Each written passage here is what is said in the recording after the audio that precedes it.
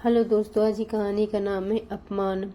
नेहा सजी सवरी अपनी भाभी के कमरे में बैठी हुई थी। आज पापा जी ने भी कह दिया कि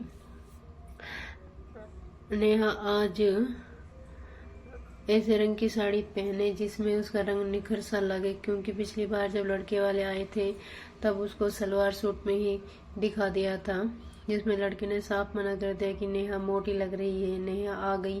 भाभी चहकते हुए कमरे में आई। सुनकर नेहा के दिल की धड़कन और चेहरे की उदासी बढ़ गई, क्योंकि ये तीसरी दफा है उसको इस तरह से सजा कर लड़के वालों के सामने ले जाने की। सबका हाल बुरा था। दादी ने तो गणेश जी से मन्नत मांगी थी कि आज अगर उसकी पोती पास हो गई तो कुंतल लड्डुओं का प्रसाद बांटेगी, और माँ ने तो साईं बाबा का उपवास ही रखना प्रारंभ कर दिया है। साथ ही पिछले सोमवार से नेहा भी 16 सोमवार का व्रत रखवाना शुरू कर दिया था। दादी ने तो लड़का भी देखने आया। अच्छा मोटा काला सा था, लेकिन अच्छा कमा रहा था। जब फोटो देखकर माँ और नेहा में छोटी बहन मुंह तो दादी ने फटकार लगाई कि लड़के तो जैसे भी काले गोरे मोटे पतले कोई फर्क नहीं पड़ता, बस संस्कारी और कमाऊ हो। सुनकर नेहा के मन में सवाल आया कि वे भी पढ़ी लिखी संस्कारी लड़की है, क्या वे अच्छी नहीं है? क्योंकि समाज द्वारा दोहरे मानदंड बनाए गए हैं लड़के और लड़कों के लिए। लड़के की माँ और बहन भी आई थी, जो बातचीत से होशियार मगर देखने में तो ठीक ठाक ही थी। उनको देखकर पूरे घर की जान में जान आ गई कि चलो ज़्यादा खूबसूरत नहीं तो नेहा को भी पास कर ही देगी। नेहा पानी पीने के बाद सभी ने भर पेट नाश्ता किया। मिठाई शहर के नामी हलवाई से यहाँ से मंगवाई। नेहा को भीतर ही भीतर बहुत बुरा लग रहा था। दादी पापा से कह रही थी कि जैसे भी हो वैसे रिश्ता कर ही देना, उसके अपने सिक्के में ही दोष है तो भला परखने वाले में क्या दोष है। खुद को मोटा सिक्का सुनना नेहा को भीतर तक के अस्तित्व को झकझोर गया।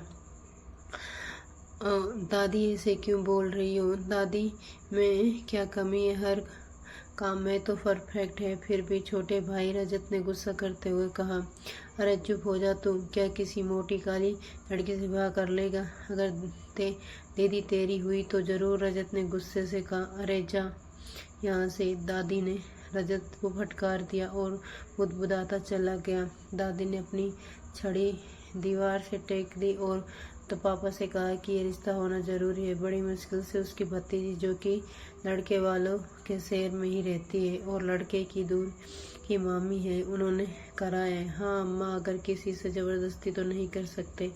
लड़के वालों का पता नहीं कितने भाव बढ़े हुए हैं, सबके रेट फिक्स है। पता नहीं क्या होगा इस दुनिया का। पापा ने परेशान होते हुए कहा, आज कर रहा हूँ तो बड़ी बड़ी बातें। महेश, योगेश जी, शादी के वक्त तो तूने भी खूब नखरे दिखाए थे। बहू के मायके वालों को भूल गया क्या? वे तो खूबसूरत भी थी। अरे माँ भी गड़े मुर्दे उखाड़ने बैठ गई। गड़े मुर्दों से डर लगता है तो ऐसे काम क्यों करते हो? गायत्री देवी ने गुस्से से कहा। गायत्री यार तुम भी, मैं तो बड़ा परेशान हूँ। हाँ, सबको अपनी परेशानी ही बड़ी लगती है। लड़की का बाप बनते ही लाचारी और लड़के का नंबरदारी, वारे वा समा। दादी अब ज्यादा आक हो चली थी। फिर गायत्री देवी ने दोनों को चुप कराया। देख, लड़के वालों को लालच दे, 1 लाख रुपये उनकी हैसियत से ज्यादा का तभी बनेगी। दादी ने फुसफुसाते हुए कहा।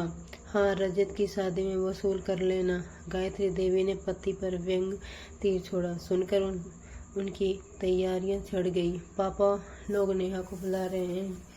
योगेश ने भीतर आकर कहा, अगर इस बार नेहा फेल हो गई तो बड़ी जंग हंसाई होगी। दादी ने चिंता जाहिर की। नेहा की धूध की दोगुनी हो गई। वे बहुत ही घबरा रही थी। भाभी ने उसके सिर पर हाथ फेरा और कहा, दीदी आप घबराई हो, मुझे भी बहुत डर लगा था जब आप सब लोग हाँ आप बीती मत सुनाओ, जाओ भी लेकर इसको। दादी ने भाभी को बात ही बीच में ही काट दी। नेहा सिर झुकाकर चुपचाप जाकर बैठ गई। सर्दी के मौसम में भी उसके माथे पर पसीना आ गया था। सभी उसकी ओर घूर रहे थे और आपस में इशारेबाजी भी थी। देख नई तमाम महिला अध्यापक या यूं ही हस्ताक्षरकर्ता बन चुकी थी। उन्होंने सबसे पहले चूल्हे चौके के बारे में बात की। कौन सी डिश बना लेती है? सिलाई कढ़ाई बुनाई से लेकर कंप्यूटर तक, ढोलक से लेकर डांस, हारमोनियम और तबला तक सबके बारे में पूछ लिया। आता है या नहीं? लग रहा था मानो उनको बहू नहीं, चलता फिरता रोबोट या काम वाली चाहिए थी। लड़के का मुंह थोड़ा सिकुड़ा हुआ था, पहले से ही भालू जैसा था, तो लंगूर को और लपेट लिया। अरे वही मिठाई खिलाओ, आनंद जी ने पसंद है। दादी भतीजे ने हंसकर सबकी ओर देखते हुए कहा, देखिए इन्होंने कहा कि आप बहुत अच्छे इंसान, इसलिए रिश्ता तो कर रहे हैं हम, मगर तय हुआ है कि थोड़ी बढ़ोतरी कर दीजिएगा। वो क्या है? हमारे बेटे के बहुत अच्छे अच्छे रिश्ते आ रहे हैं। अरे भाई, बैंक में बाबू है। बाबू, लड़के के पिता ने बेशर्मी से कहा। हाँ हाँ, आपको शिकायत का मौका नहीं मिलेगा, पापा ने खुश होते हुए कहा। आखिरकार नेहा की दादी शादी हो ही गई। पापा ने पानी की तरस पैसा बहाया। सब लोग कह रहे थे कि लड़की ज़्यादा खूबसूरत नहीं, इसलिए ज़्यादा दिखावा किया जा रहा है। भाभी बाहर आ जाइए, आपको कोई देखना है। भैया के दोस्त विमल और उनकी पत्नी रंजना, छोटी नंद पाखी के भीतर आकर कहा, नेहा की तंग हुई है एकदम ही, और उठकर साड़ी ठीक करने लगी। भाभी जी जरा अच्छे से मेकअप कर लेना। रंजना, भाभी बहुत खूबसूरत है। पाखी थोड़ा नाक सिकुड़ते हुए कहा। सुनकर नेहा को अजीब सा लगा। पूरा घर दहेज के सामान से भर हुआ था। देखकर नेहा को बुरा भी लगा कि उसके पापा ने अपनी मेहनत से कमाई जमा पूंजी से इन लोगों का घर भर दिया, और यहाँ का माहौल बहुत ही भारी है। ऐसा लगा कि कोई खुश नहीं है। अरे पिछले महीने में ही तो बैंक का एग्ज़ाम दिया है, उसमें अभी रिजल्ट आना बाकी है। सोच रही थी कि पता नहीं आगे क्या होगा। खैर वह तैयार होकर ड्राइंग रूम में आ गई। उसकी सास ने पहले से ही सफाई देना शुरू कर दिया। भाई हमारी बहू तो सांवली है। पाखी तो कहती थी कि रंजना भाभी जैसी भाभी लाना, मगर कहीं बात जमी ही नहीं तो आना था यहाँ। सास ने नेहा की तरफ इशारा करते हुए कहा। अरे सुमित्रा, तो रंजना से आश्चर्य से नेहा का हाथ पकड़ते हुए कहा।